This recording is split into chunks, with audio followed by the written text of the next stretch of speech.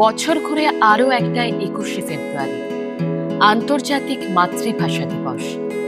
মাতৃভাষার অধিকার রক্ষার সেই লড়াই আজও বিদ্যমান।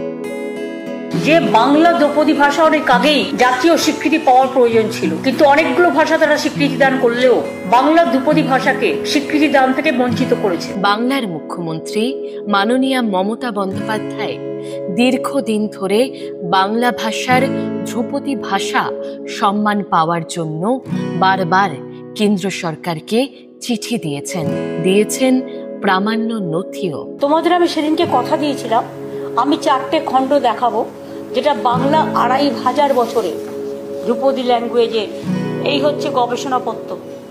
বাংলার ধ্রুপদী ল্যাঙ্গুয়েজকে ক্লাসিক্যাল ল্যাঙ্গুয়েজ হিসেবে স্বীকৃতি দিতে হবে। অবশেষে মাননীয় মুখ্যমন্ত্রীর দীর্ঘদিনের দাবিকে মান্যতা দিতে বাধ্য হয়েছে কেন্দ্র সরকার। অবশেষে বাংলাকে ধ্রুপদী ভাষার স্বীকৃতি, রাজ্যের দীর্ঘদিনের দাবি মানল কেন্দ্র। বাংলা ভাষাকে বড়সড় স্বীকৃতি দিল কেন্দ্র। বাংলা ভাষাকে ধ্রুপদী ভাষা হিসেবে স্বীকৃতি দিল মোদী সরকার। বাংলা পেয়েছে ধ্রুপদী ভাষার সম্মান।